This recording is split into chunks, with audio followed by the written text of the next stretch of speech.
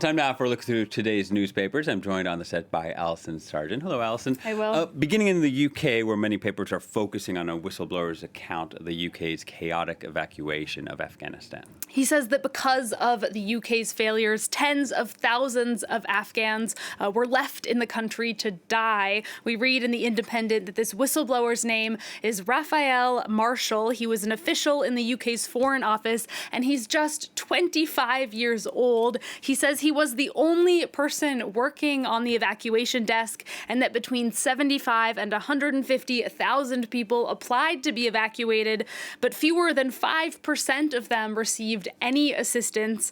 He said it's clear that some of those left behind have since been murdered by the Taliban. The Guardian calls this a devastating account. The paper notes that Marshall also mentions the scandal of Prime Minister Boris Johnson ordering that animals from a charity be given priority for evacuation over people. And he says there was a direct trade-off between transporting the animals and then not having enough room to transport more people. The Guardian notes that this whistleblower's testimony likely contributed to then Foreign Secretary Dominic Raab getting moved later to a different position in cabinet. The report's publication today is going to deeply increase scrutiny of Dominic Raab and of Boris Johnson's entire cabinet. Yeah, it's a very infuriating read as well, that account.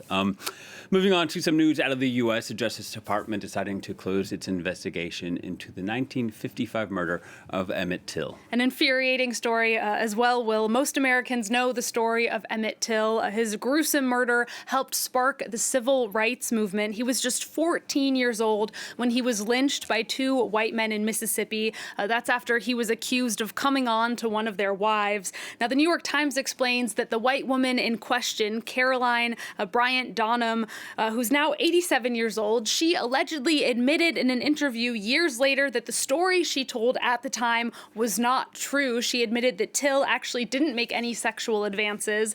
That led the Justice Department to reopen this case a few years ago, but now they've closed it again because she went back and denied ever having changed her story. We can read the reaction of Emmett Till's family in the Huffington Post. One of his cousins said, "I'm not surprised, but my heart is broken." The husband of Carolyn Bryant Donham and the other man who murdered Till were acquitted at the time by an all-white jury.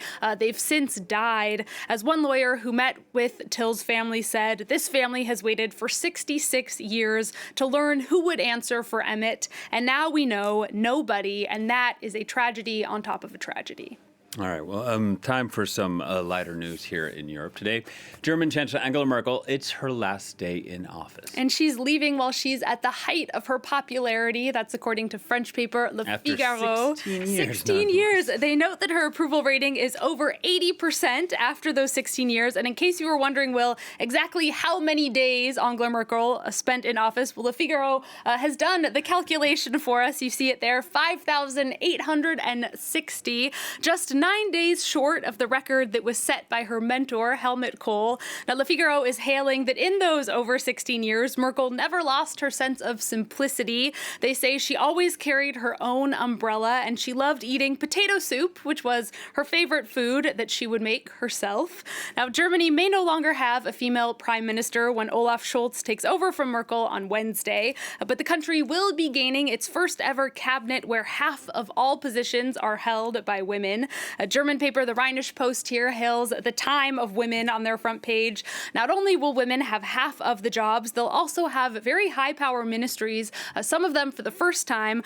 From left to right here, that is Germany's new Interior Minister, Foreign Affairs Minister, and Defense Minister. And at Angela Merkel's farewell ceremony, she had a punk song playing. And this next story about a certain type of music out of Berlin that might be added to the UNESCO World Heritage List. That's right. This would be techno music from Berlin. It is certainly the hope of German DJs, and I'm sure Angela Merkel would be very pleased as well if it gets to make the list. They have submitted an application to UNESCO asking that Berlin's techno be given that World Heritage status. And there's a case to be made, Will. The HuffPost explains that techno music was adopted in the German capital after the fall of the Berlin Wall in 1989, and that it became the anthem, really, of German reunification. Now, granting the music heritage status would also give some protection to Berlin's nightclubs. Much like nightclubs all over the world, they have greatly suffered from the pandemic and are considered a very crucial part of Berlin's cultural identity. And this last story also has to do with cultural identity. Locals in the French city of Rouen are voting this week on whether or not to keep a statue of Emperor Napoleon or replace it with one of a woman. Yeah, this statue of Napoleon on horseback was historically has been in the city, in front of the city hall of Rouen. Le Figaro explains that it was removed last year for restoration, and the city's socialist mayor saw that as an opportunity to maybe leave it out of the square and to bring some more gender equality into the public space by bringing in a statue of a woman instead. The mayor noted that just 5% of streets in Rouen are named after women. We've seen that across Europe. Women greatly missing from the public space. Now, Le Figaro notes that there has been backlash from some right-wing officials who see removing Napoleon as an example of cancel culture. We'll have to see what the people of Rouen decide. Voting is taking place through tomorrow, and then the results will come out early next week. All right. Well, we'll be following up on that story then. Thank you very much, Allison. Allison Sargent with a look at what's making headlines. And time now for our daily